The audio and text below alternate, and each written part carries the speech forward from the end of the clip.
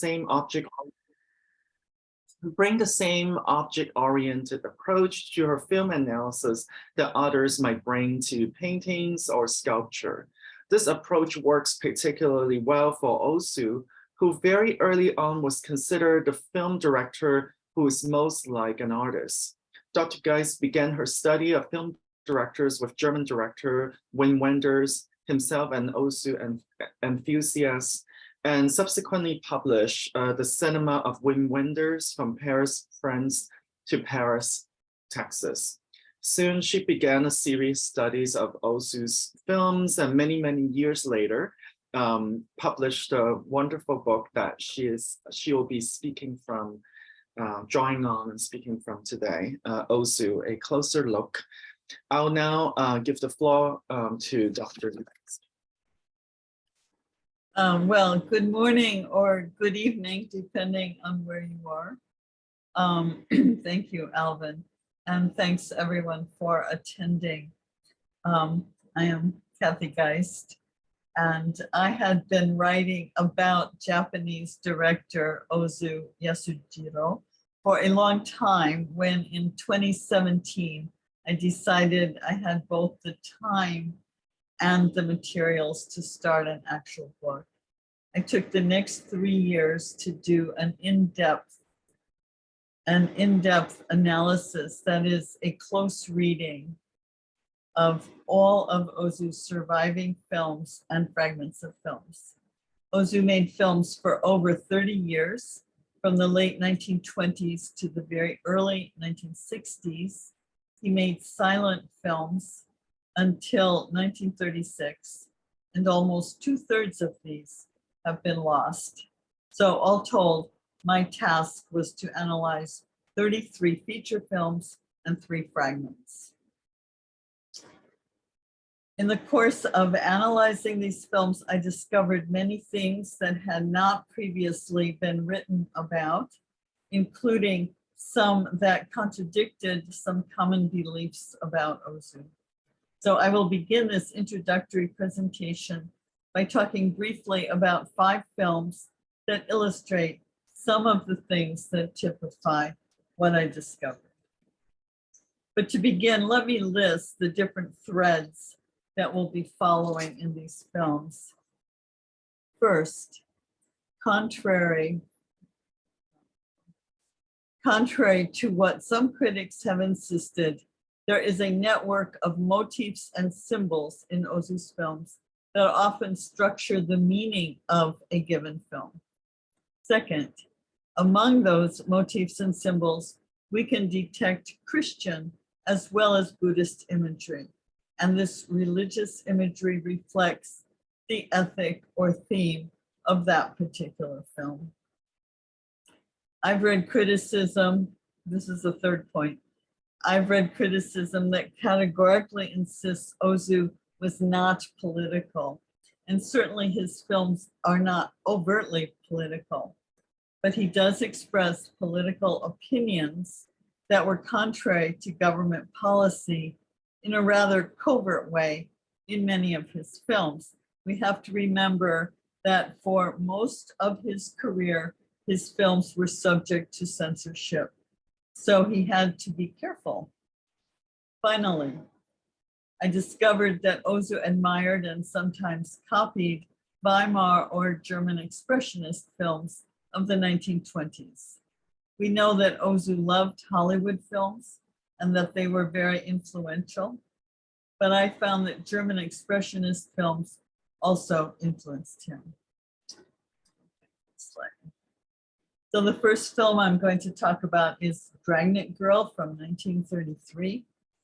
This is one of 3 so-called gangster films that Ozu did, but it's really a love story, actually the only intense and sensual love story among any of Ozu's surviving films. Okay, the story is that Tokiko, this is the person you see right here from the back. Tokiko is a gangster's moll, but her man gets interested in a good girl. So Tokiko aspires to go straight and convinces the boyfriend, this is the boyfriend, convinces the boyfriend to go straight also. But in the end, they commit one last crime and get arrested. However, it's only at this 11th hour that the boyfriend, Joji, really understands how much he loves Tokiko. So this is towards the end of the film where the two are embracing. The gangster films don't show us a real picture of Japan at the time, but they exist in a sort of fantasy world where everything that the Japanese considered modern could be inserted. The Japanese word for this is mukokuseki, which means stateless. Part of the modernity that Ozu inserted into the gangster films were borrowings from Weimar or German expressionist cinema.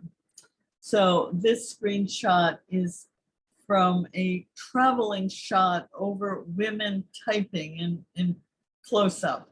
And this type of shot and this subject matter derives from Walter Ruttmann's Berlin Symphony of a City from 1927.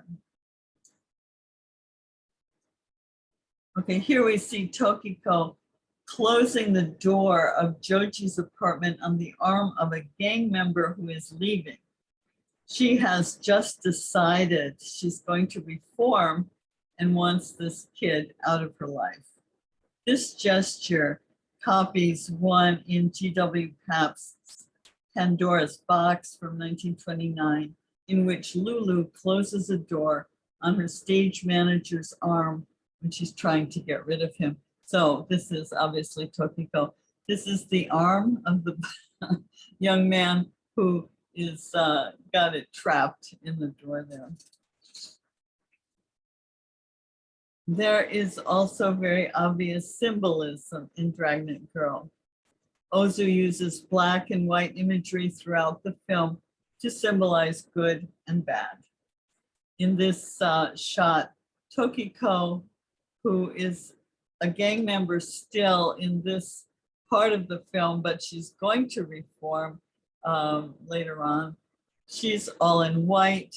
Her friend Misako, who is another gang girl, who is very opportunistic and conniving, she is in black. Now, this is one of Ozu's so-called empty or still life shots, which occurs at the very end of the movie after Tokiko and Joji have been marched off to jail. Critics have said the still life shots don't carry any meaning, but in fact, they often do. This is one example. We have two balls of yarn, one light, one dark, but the light, so this is the light ball, this is the dark one. But the light one is in the middle of the frame. It is bathed in light. So that indicates that even though our hero and heroine are going to jail, they have reformed. And I should add that all of Ozu's gangster films end with the criminal protagonists going to jail. But this is always viewed as a cleansing thing, and the characters are expected to return from jail and live happily ever after.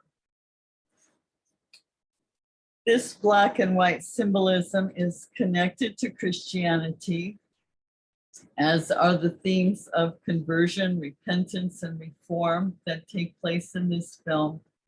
And Ozu makes it clear that he totally understands where these values come from. In this scene, Tokiko is confronting her good girl rival. She's gone to meet the rival intending to hurt her, but is won over by the girl's sweetness and decides in that moment to reform. In other words, she has a kind of conversion experience. So Ozu poses her in front of a Christian church. And if you look closely at the Gothic shaped windows here that tells you that this is a Christian church or some sort of Christian institution.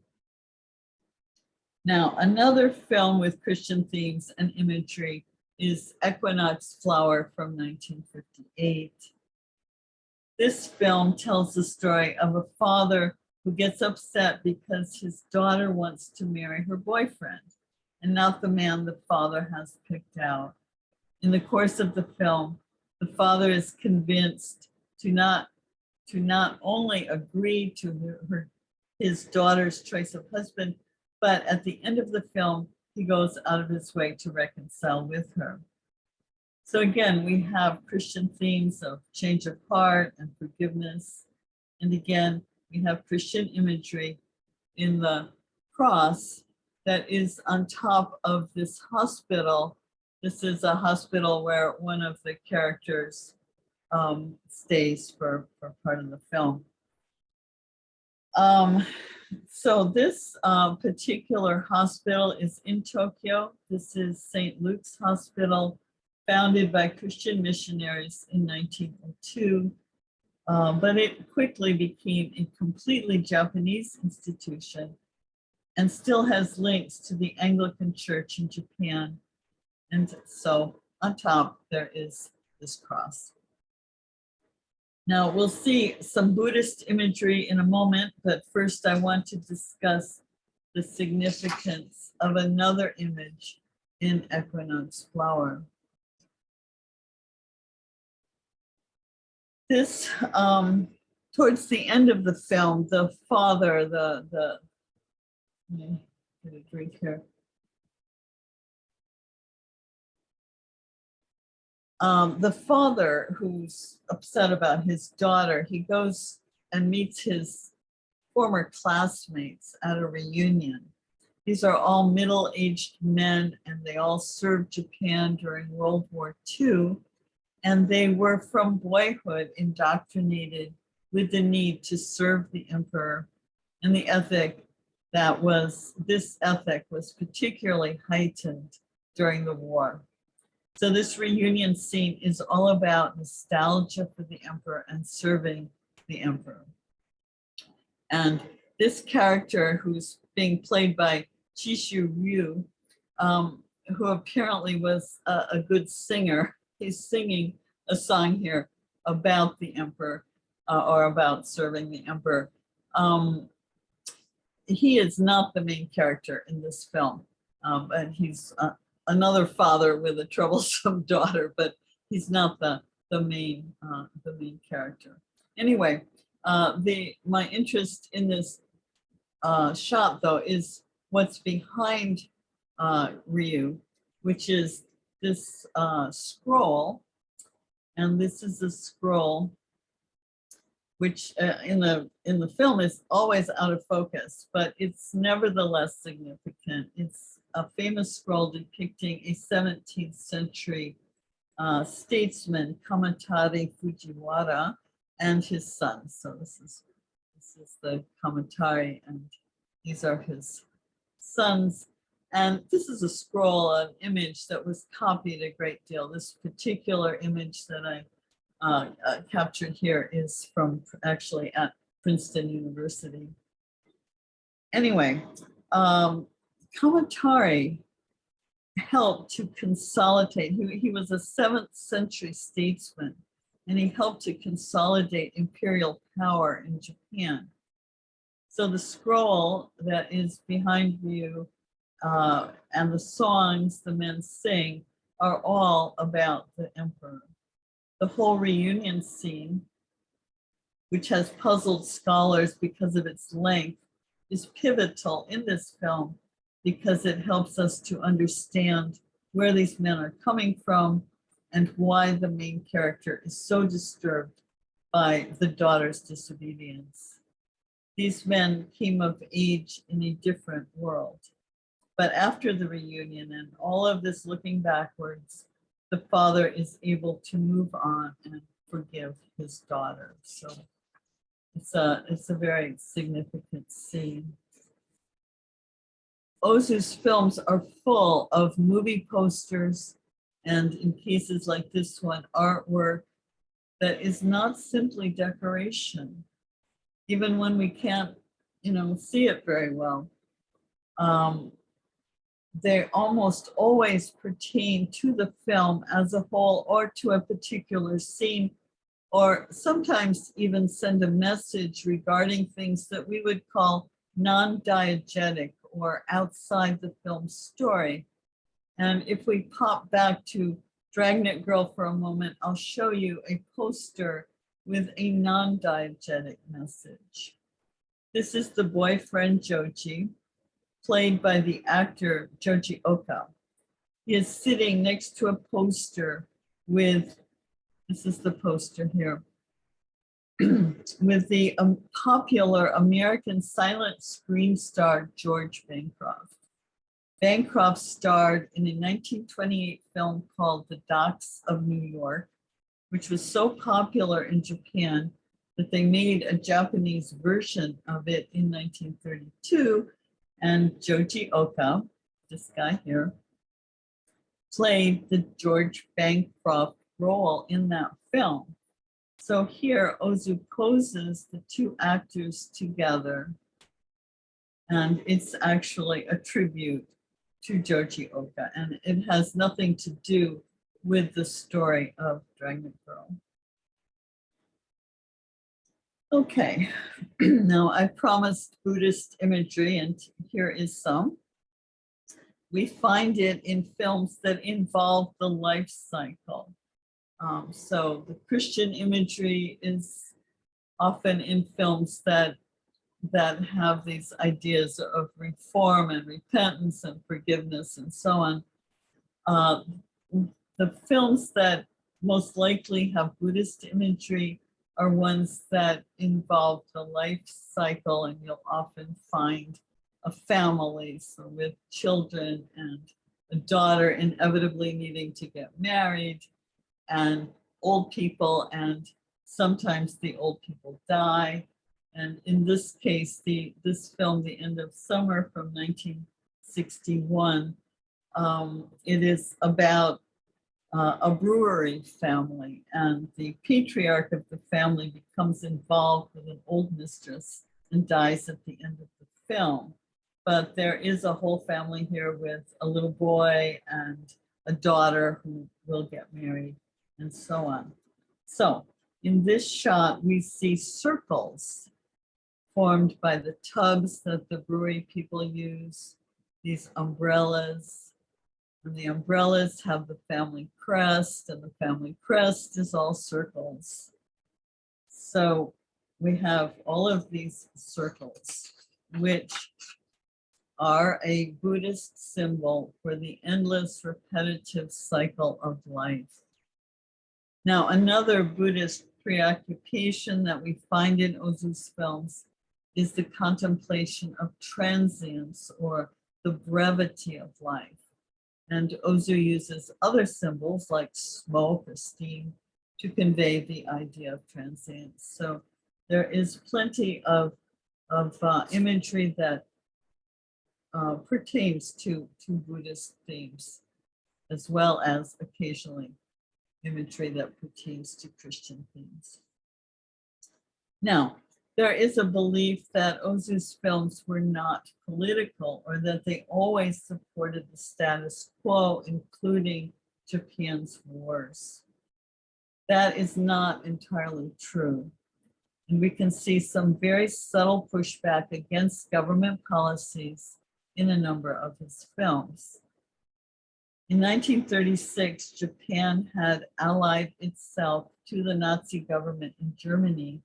And in two films from this period, we see Ozu subtly criticizing the Nazis. We've seen that Ozu loved German Weimar films of the 1920s. The Nazis and their propaganda machine totally destroyed that industry. So we can expect that Ozu more or less hated the Nazis because of what they'd done to the film industry. He makes this clear in a 1936 film called The Only Son, where he shows some footage of a Nazi era film and obviously mocks it. In his 1937 film, this one we're looking at a screenshot of, What Did the Lady Forget? He sneaks in this photograph of Marlene Dietrich from a magazine or newspaper that this character is reading. Now, Marlene Dietrich had been a star in Germany in the Weimar period, but she followed director Joseph von Sternberg to Hollywood in 1930. When the Nazis came to power 3 years later, they tried to lure her back, but she refused to go back and was outspokenly anti-Nazi throughout the 1930s and the war years, and even organized relief programs for the many refugees from Germany who came to Hollywood. So to find Ozu's politics in the films, you have to look closely and know what you're looking at. He doesn't tell you outright, and he's not always consistent. Okay, the story of What Did the Lady Forget is that of a niece who comes to visit her aunt and uncle. The niece is rather naughty by the standards of the time. And when the husband indulges the niece, the wife gets angry, and there's a rift between husband and wife that is patched up by the end of the film.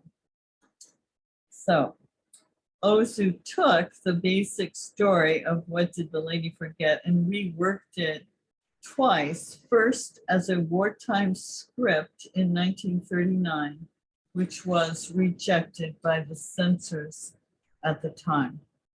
So that film was never made. And then he reworked it again in the last year of the American occupation of Japan, which was 1952. The film was called The Flavor of Green Tea Over Rice. In the wartime script, the husband and wife make amends on the evening before the husband goes off to war. In the reworked script, they make up before the husband goes off on a business trip to Uruguay.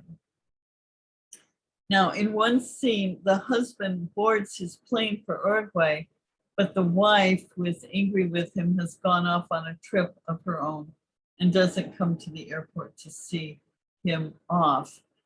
So that's kind of the dramatic tension in this scene. But what we also have is this Pan Am airplane that these other people are seeing off and waving goodbye to.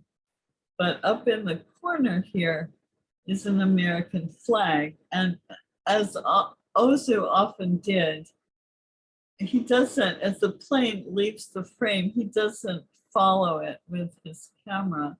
So the effect is that this little flag just keeps moving out of the frame until it's gone.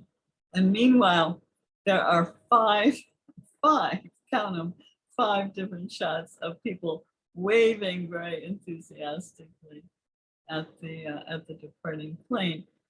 So the message is obviously that the occupation has ended, the Americans are leaving, and people are very, very enthusiastic about this development. The American occupation ended in April. The film was released in October.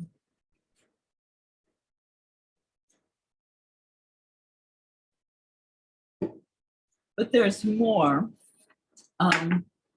There's more to the whole discovery process about what was going on with the Pan Am plane. I wanted to know if Pan Am really flew from Japan to South America in 1952, because at that time, Northwest Orient was more the go-to airline for travel in Asia. So I Googled Pan Am, And believe it or not, you can find out such things on the internet, and Pan Am did indeed fly that route in the 1950s. But I also discovered that this particular type of plane, which is called a stratocruiser, had a very touchy engine and was prone to accidents. And for those too young to remember propeller planes, this is a propeller plane because jet engines were not yet used in commercial air travel. So the stratocruiser was kind of a risky plane to fly, although I think it was probably Pan Am's largest and most used model, and Northwest Orient also used stratocruisers. But anyway, the stratocruiser's very worst accident occurred exactly one day after the American occupation officially ended. And on that day, a Pan Am stratocruiser crashed in the Amazon. So besides the American flag on the tail, we understand another reason that Ozu used a Pan Am plane. In the 1939 script for this film, the couple reunite right before the husband goes off to war. In the 1952 film, the husband is just going on a business trip. But because of this crash in the Amazon, the 1952 audience would understand that going all the way to Uruguay on a Pan Am stratocruiser would also be undertaking a somewhat dangerous journey. Now, in this story, the husband comes home the same night he was supposed to leave because this plane that we see leaving here had engine problems. He and his wife then reconcile, but we know he'll take off for Uruguay again the next day, and we know that this trip poses some amount of danger. Okay, so to review, some of the things I discovered through my close reading include that symbolism not only exists in Ozu's films, but is intricately programmed around the themes of each film. Some of those film symbols relate to Christianity and can be found in films with Christian themes. Some largely hidden symbols push back against government policy. It didn't really matter whether it was the wartime government or the pre-war government or the American occupation government. We can find these subtle jabs right up until the end of the occupation. And finally, the films of Weimar Germany were important to Ozu, and he experimented with and copied aspects of them in his gangster films. And he mocked the Nazis in later films for destroying the industry that made these very creative films. So I'm going to stop here and let my colleague Woojeong take it from here. And I'm going to put aside the PowerPoint for the moment. Thanks, Dr. Geist, for this really wonderful talk, which covers many different themes and aspects of the film industry, on the director, and on other important motifs and Ozu's films. Now, let me introduce Dr. Joo. Woojeong Joo grew up in South Korea, where Japanese films were banned until the late 1990s. So his first introduction to Ozu was in books on classic movies, where he read about films like Tokyo Story, but he had no way to watch Ozu's films until he went abroad in the early 2000s. Seeing Ozu's films for the first time was life-changing for him, and he decided to study Ozu in graduate school at the University of Warwick in England. These studies led to his 2017 book, The Cinema of Ozu Jiro histories of the everyday, and to an extended residence in Japan, where he was a research fellow at Nagoya University. So Dr. Joo, please. Thank you, Dr. Wong, for introducing me. Can you hear me well? Yes. Thank you. And thank you, Kathe, for your wonderful presentation. It is my great pleasure and honor to be here to talk about Kathe's new book on Ozu. Well, I myself have written a book on Ozu, but I find Kathe's one absolutely fascinating and enormously informative. It is full of so many new findings and deep insights. Frankly, I wish I could have written such a work, but I knew it was impossible for me without the background and knowledge that Kathe has. So let me begin by explaining some of the contexts in relation to studying Ozu's films, which I experienced myself, and I guess is relevant for Kathe's work too. It was in late 2000s when I began to study Ozu for my doctoral thesis in UK. Ozu was, of course, very well known in Western countries at the time, but I found he was mostly understood as a somewhat peculiar filmmaker with a distinctive style that looks quite different from the standard of Western cinema. That is, of course, an important aspect in Ozu's films, but I thought such a perspective was a limited kind. Perhaps it was because I personally understood Ozu as a great storyteller who, through the story, conveys profound messages about our life and the world around. In other words, what is most important for me in approaching Ozu's films is the meaning he presents to us audiences and the question of how to interpret those meanings. At this point, I cannot agree more with Kathe's primary approach in this book, which is to search for the meanings in Ozu's films. As we have learned from her talk today, a variety of meanings, whether it is about religion, foreign influences, or sometimes a comment on politics, these can be discovered through an attentive look at various signs, symbols, and motifs appearing in Ozu's films. But I also have to point out that there is an important difference between Kathe's study and mine.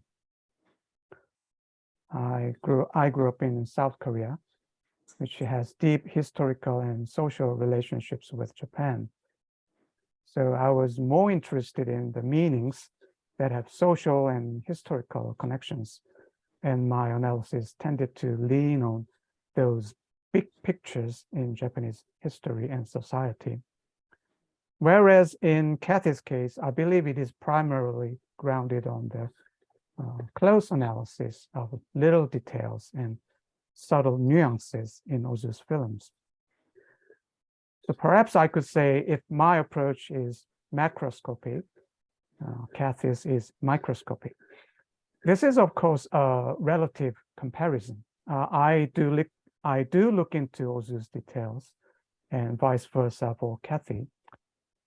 But I want to emphasize that the level of her textual analysis is not only meticulous, but also comprehensible in the sense that she can bring in so diverse kinds of resources ranging from other films to other cultures or media. We are just introduced to only a tiny bit of examples today, from Weimar cinema to Christian symbols, and her book includes much more. I think this can be understood as a meaningful call for reviewing Ozu's films closely, which has been mistakenly regarded as taken for granted. So having said these points, I would like to mention a couple of scenes discussed in Kathe's talk today, and if possible, add a few points that might be helpful for the audience's understanding of the films. So firstly, about the film Dragnet Girl. It is a gangster film with a great influence from the Western cinema, especially German, as Kathe noted. It is, however, the last time Ozu deals with the subject matter of gangster in his career. So it might be possible to say Ozu from then on never returned to such an explicitly Western style again. So I think there goes a significance of this film. As a gangster genre film, it has a dark urban setting. And with the police appearing at the end of the film to arrest the criminals. So I think this well represents the unsettling mood in Japan in the mid-1930s, when the nation was going through a series of political and economic disturbances.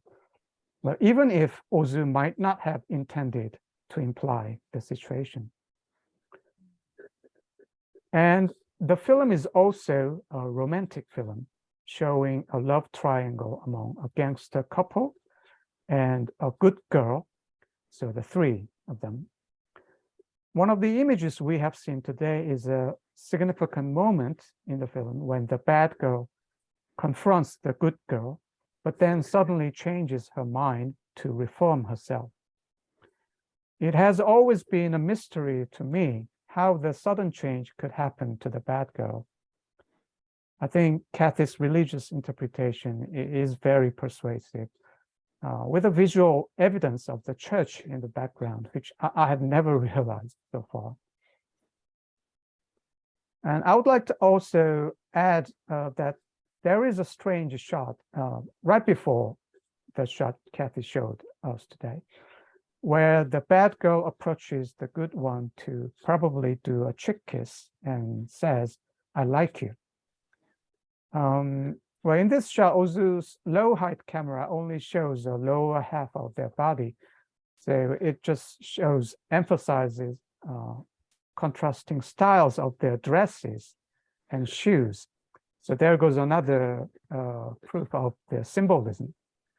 As you have seen, the bad girl, the modern girl, wears sort of Western style dress, and the other good girl wears traditional Japanese style dress. So for me, it is a happy moment of reconciliation between the modern type of girl and traditional style Japanese girl. Both who are usually in conflicting relation with each other in Ozu's early films. But there is this kind of moment of happy reconciliation as well. Secondly, about the American flag on the tail of Pan Am or airplane is absolutely an interesting new discovery that reconfirms Ozu's playful style, as well as his view of the US at the time.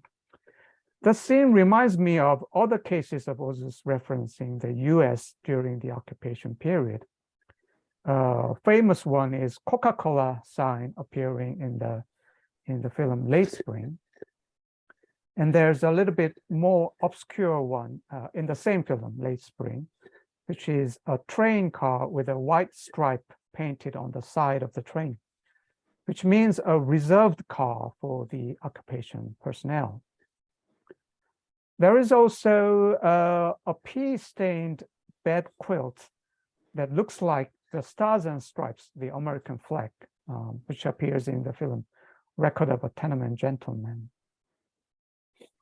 And some of these examples show Ozu's critical stance toward the occupation, but I also agree with Kathe's opinion that they nevertheless do not confirm that Ozu made a film based on, well, anti-American ideology. Flavor of Green Tea Over Rice is actually a good counterexample because it actively embraces American ideals, such as individualism and consumerism, even with the scene of bidding farewell to American occupation. As Kathe mentioned, the film is based on an old wartime script, 1940s, which shares not only the same title, but also most of the basic narrative elements with the post-war film in 1952. Most importantly, both the script and the film shows a bourgeois drama with a lady of leisure as a protagonist who leads a very luxurious kind of lifestyle. That is a problem during a wartime, but put in a context of the post-war, it can rather reflect a new desire of the new times. Even in the airplane scene, I can sense excitement and expectation for the future on the faces of the waving people. I therefore consider this film as a kind of precursor of Ozu's late comedy dramas in late 1950s, where vibrant everyday urban cultures appear in vivid color, including equinox flower that Kathe mentioned today. There are many other points from Kathe's presentation I would like to make a comment on, as well as a few follow-up questions, but I may as well firstly stop here before getting too long, so that Kathe can have time to respond and audiences can also ask questions. So I'll just stop here, and Kathe, could you take it over from me? Sure, sure. Okay, let me go back to the, I have some slides of what Woojeong was talking about. Get those back up. Oh, here we go. Okay, hang on. Okay. Okay, I don't know if I have time to respond. We want to leave time for questions, but I'll respond to a few of the points that Woojeong made, and I have some illustrations to go with that. Okay, this is the train car with the white stripe that appears very briefly in the film Late Spring from 1949. And the significance is that occupation personnel could use this car and Japanese could not. Now, I think we have to be careful not to read some of these images in the light of Vietnam, the Vietnam War, or the invasion of Iraq. And sometimes critics who have sort of seen these as hypercritical of the American occupation, I think that's where they are coming from, but it's not where Ozu was coming from. 1949 is not 1968, and I think we have to keep this in mind. Now, okay, so here's our car that was reserved for occupation personnel. Did the Japanese resent this? I doubt it. For one thing, it was still a hierarchical, not really an egalitarian society, and power meant privilege. Second, there were good reasons at the time for the occupation forces to remain separate. For one thing, the situation with Japanese trains was so bad in the early days of the occupation. Ozu's first two occupation films allude to this, people having to climb through the windows to get onto the train, that the occupation personnel would probably not have gotten any work done if they had had to ride with anyone else. There were also non-fraternization rules meant to keep American boys from dating Japanese girls. These were not very well enforced, but you can imagine that Japanese parents would have been very happy to see any measures that would keep these two groups separate. So why does Ozu make a point of showing this train? Because the occupation censors had decreed that Japanese films should not in any way acknowledge that there was an occupation at all. No soldiers, no American trucks, nothing that would indicate the occupation. Now, Ozu was fundamentally anti-authoritarian, so he defies the censors in very subtle ways that frankly are mostly unnoticeable, but he nevertheless does it. He shows that there is an occupation or, details of the occupation. Now, this is the famous Coca-Cola sign. And again, this may be an indication that American troops are in Japan, but Coca-Cola is a commercial company. It's not part of the occupation force. Now, Coca-Cola may have followed the troops, but the Japanese are drinking it. And Ozu had shown advertising for American products in his pre-war films. The heroine in one of his pre-war, or not pre-war, but occupation films, had been gifted a Max Factor compact before the war. So the idea that one sometimes hears that the Coca-Cola sign is Ozu criticizing American imperialism comes from a 1970s mindset, not a 1949 one. What flies under the radar in this shot, though, is this sign right here.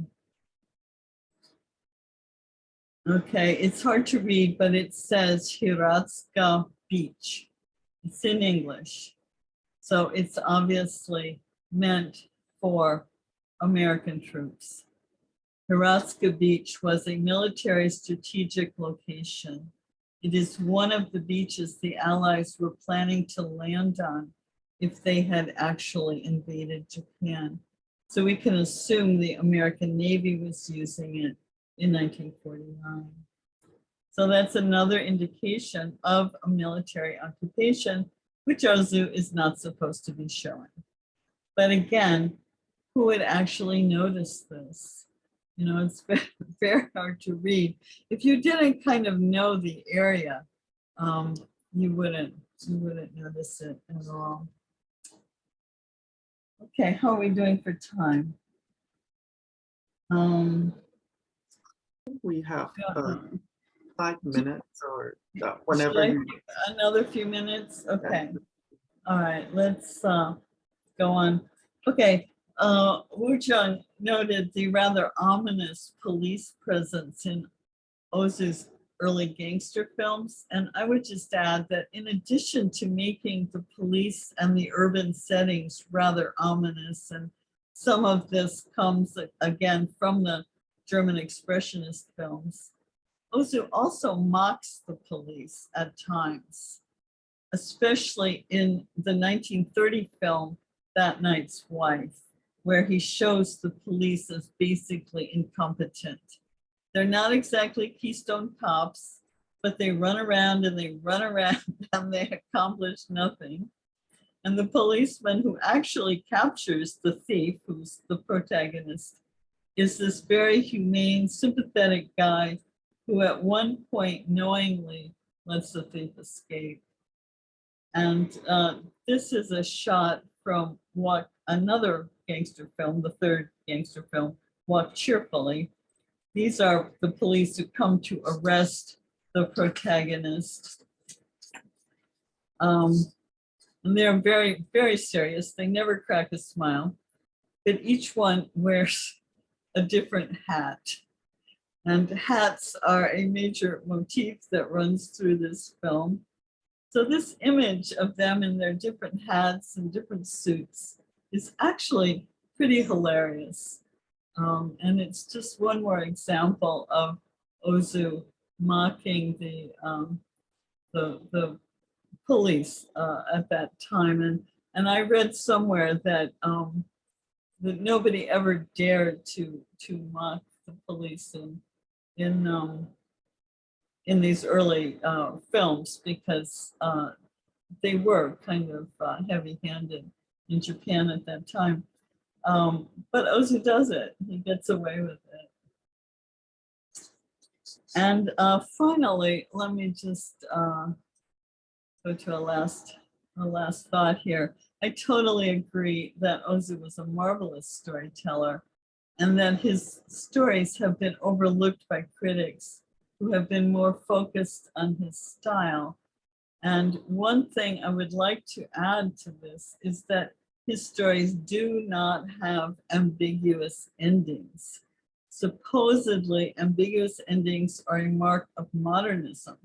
So critics and sometimes other filmmakers who want to see Ozu as modern and who don't take the time to figure out his endings see them as ambiguous. But I don't think they were in Ozu's mind, because he always leaves hints as to how we're supposed to read them. Now, one of the least resolved endings is the future of this gal, Noriko, in Tokyo Story. Will she remarry or not? She's a widow, a war widow. She has expressed certain feelings of frustration at being single, and both of her in-laws, who are the main characters in this story, they both urge her to remarry, but at the end she's going away on a train, and we don't know exactly what happens to her.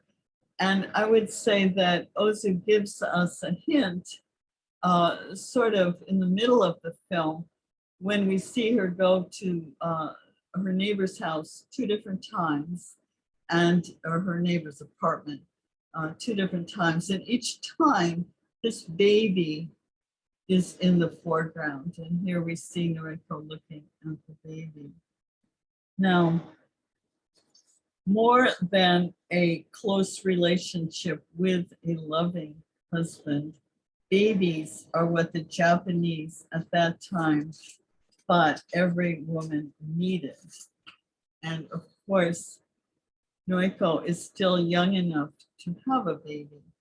So I think it's pretty clear that Ozu expects her to remarry. And he kind of tells us this in this scene where he juxtaposes her to this baby.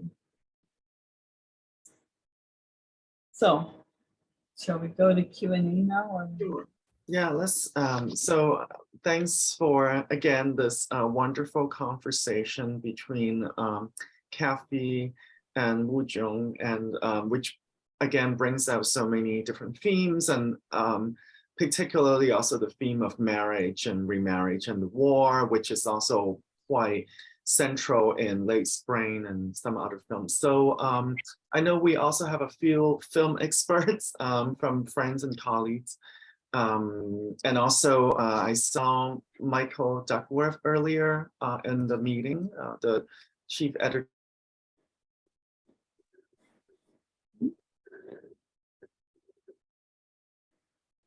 Uh-oh.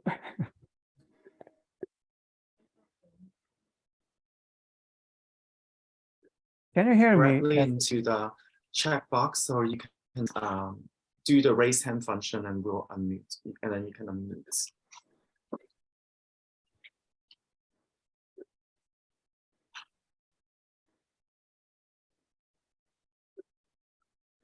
There was a little bit of connection problem from my side, but it looks fine at the moment. I realized my Wi-Fi was a little off, so basically. It stopped again.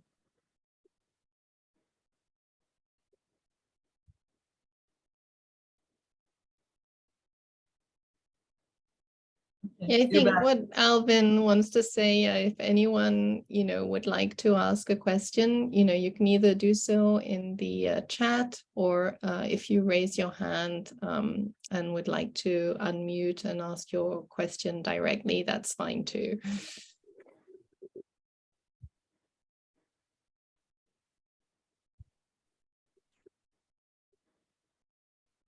Yeah, sorry about the Wi-Fi disruption, but please do type your questions or unmute yourself by doing the raise hand function at any point. So it looks like there are two things in the chat.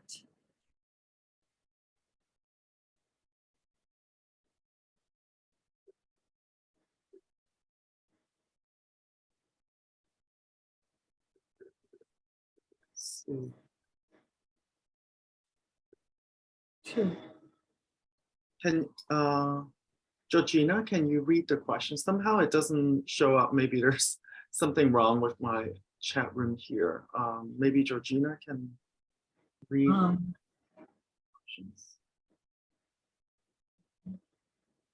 Oh, no, it's not No, there. I don't think they're questions. No, it's just the Just press comments. and your chat about the questions. Maybe I have a very broad questions to start things off.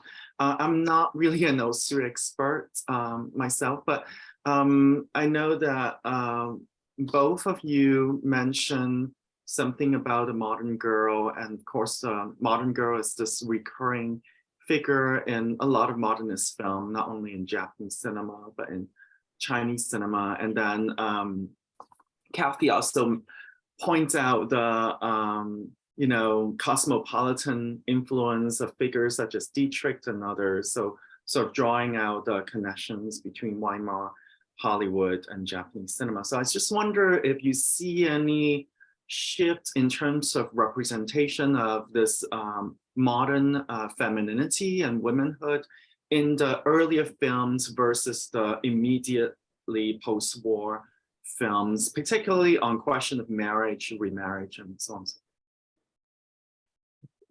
Well, I'll start out. I know Woojeong has a very interesting part of his book where he talks about the relationship between the good girls and the bad girls. But I'll just start out by answering your question about pre-war and post-war. We have to remember that pre-war Japan in the 1920s and early 30s was very liberal.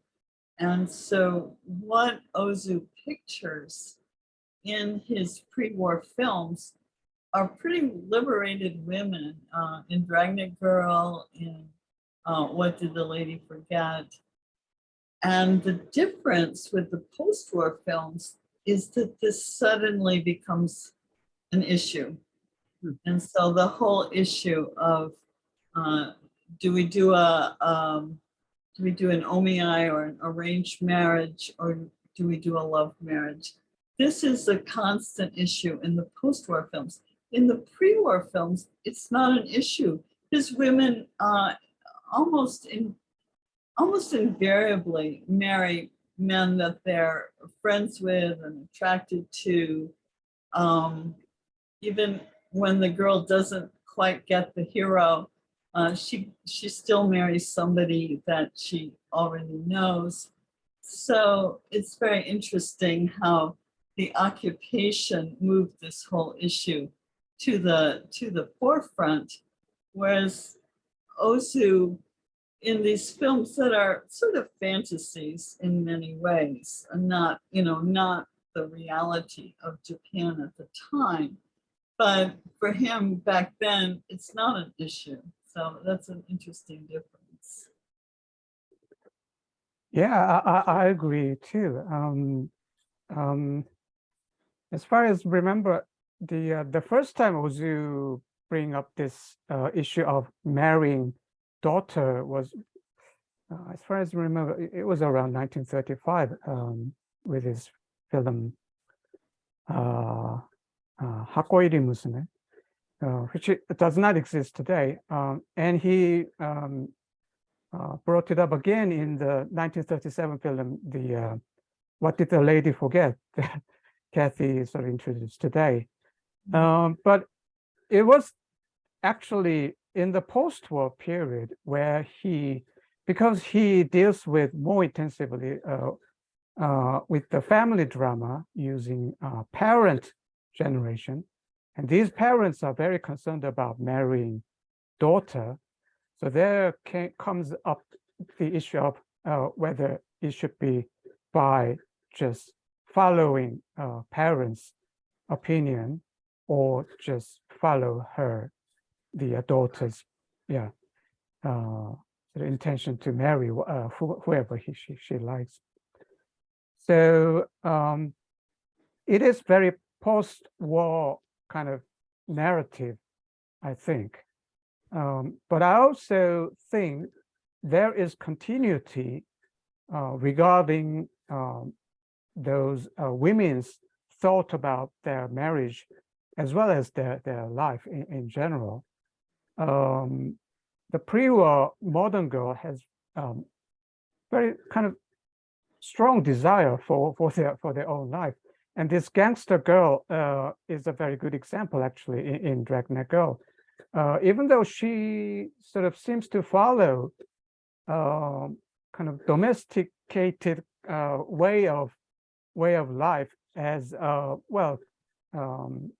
good wife and good mother, but she has a very kind of strong power to make herself to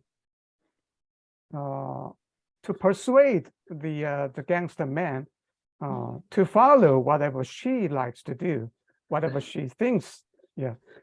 So she has this kind of strong power, which I think is what Kathe has just explained about the pre-war modern girl type. And this strength sort of continues into the post-war type, post-war female protagonists in Ozu's films, I think. So yeah, there goes continuity as well, although there can be a difference in narrative as well.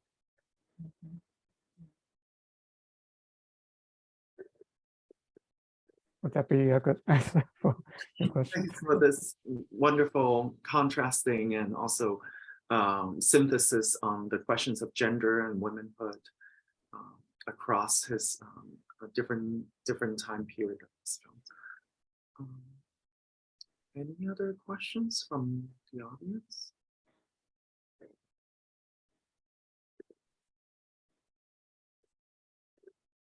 Yes, Mika has a question.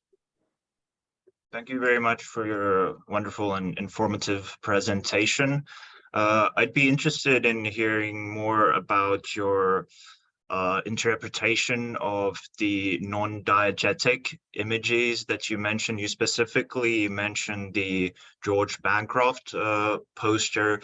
So I was just wondering if you have any interpretation of those kind of images in Ozu's films. I know Dr. Joo briefly mentioned the sort of playful style that Ozu has in his films, but so I suppose that might be read as something like that, but do you have any comment or interpretation on those kind of images specifically? Thank you. Well, I think any of the images that we consider sort of political as maybe political commentary could be seen as non-diegetic. One image that I found in the brothers and sisters of the Toda family is that there is in the background of two shots of two, well, they're associated with the son in the family, but anyway, he seems to have a print of Goya's Red Boy, which is a young boy who's standing and he's holding a he's holding a bird on a leash. And there are these cats staring at the bird. It's a very ominous image. Now, this is a film that endorses Japan's colonization of China. It's very enthusiastic about it. And yet, here's this image with this kind of ominous overtone. But the other thing about it is that Goya, I think I said it's by Goya. And of course, Goya's, one of his most famous series is called Disasters of War. So this image conveys a kind of criticism of the fact that this war is going on in China. The Pacific War hasn't started yet, the war with America. But there is this ongoing war in China, which Ozu had participated in. And so, it's a little bit contradictory that, he's enthused about the colonies, but maybe there's this criticism of the war, and how you get the colonies without the war is not clear at all. And yet, there is, I believe, this anti-war kind of message embedded in the film, and it appears 2 different times. If it had appeared in the background only once, I'm not sure I would have taken it too seriously, but it reappears towards the end of the film again. And it's this repetition that makes me think that Ozu did want to say something with the image. Well, if I may add a few points. Thanks, Mika, by the way, for the question. Wonderful question. I have to confess that in my study, I connively just ignored every non-diegetic kind of images put on the, mostly placed on the wall, like paintings and the movie posters, which really it appears a lot in, particularly in the early period of the films, which I just, I thought it's, irrelevant because it's out of, diegesis. But, reading Kathe's book, there goes lots of meanings, actually. One thing that occurs in my mind is, I found this reading Kathe's book, by the way, the poster of Germany in The Only Son, right? I remember the poster. It's not about movie, right? It's just Germany. Yeah, it's just a travel poster. Yeah, travel poster about Germany, and I remember it, but I didn't realize why it has to be there, or I didn't have chance to think about it. But it also may have something to do with the with Ozu's, maybe concern, or just he wants to make a reference about what's going on in Germany at the time. It's 1936, right? So, including other many movie posters appearing in the early pre-war Ozu's films. That Germany poster was very impressive kind of example of non-diegetic information, I think. I think that Germany poster is very ambiguous, and again, I say the endings aren't ambiguous, but I think a lot of Ozu's, particularly the political stuff, can be ambiguous, because is the poster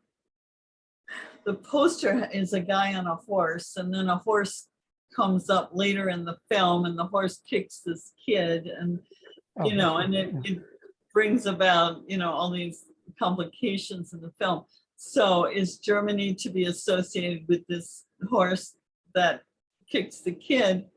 Or on the other hand, because Japan had just concluded this pact with Germany, is it there to tell the the authorities that, oh yeah, I'm endorsing this pact, or I'm building up Germany in my film? I think you could read it either way, and I think honestly Ozu needs us to read it both ways. That he's not gonna sort of commit himself necessarily. By the way, The Only Son also shows a brief scene of German film about the Schubert, right? So Well, that, yeah. yeah, That there's is a lot.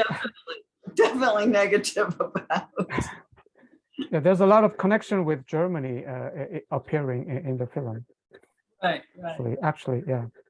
Yeah. So again, I think, you know, for somebody who doesn't have much appreciation for film, you could see that as an endorsement of Germany. But on the other hand, the mother in the film is watching it and she falls asleep. That's one indication that the film is not very good. And the other is just, if you know anything about film and you watch this, it's pretty bad. And also the cuts he shows, he makes it even worse than it really is. So, you know, again, there's always two ways to read things.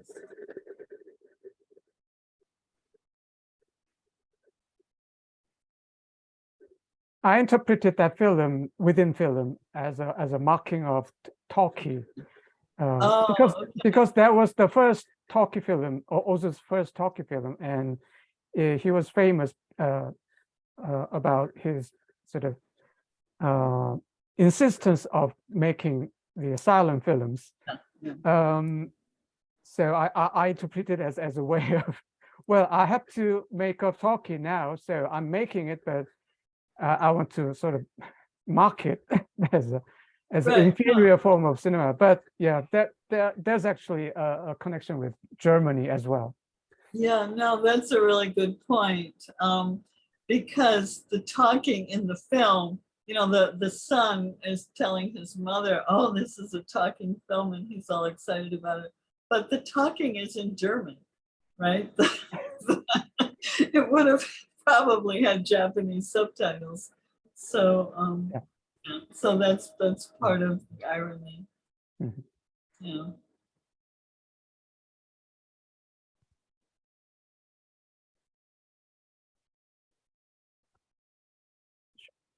See if there are more questions from the attendees and the audience.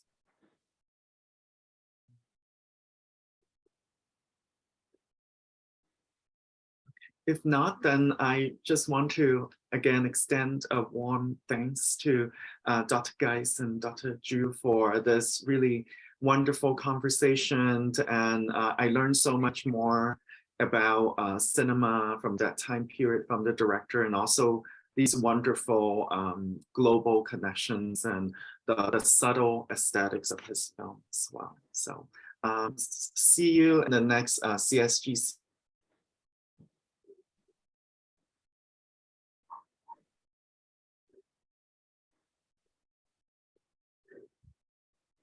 Sorry, it seems, oh, is he back? Alvin, sorry, you cut out again. But I think you were just saying, you know, we look forward to seeing everyone at our next CSGC event. Right. And, all right, thanks. And to thank Kathe and Woojeong again for this wonderful talk. Thank you all. Thank you very much. Thank you very much. Okay.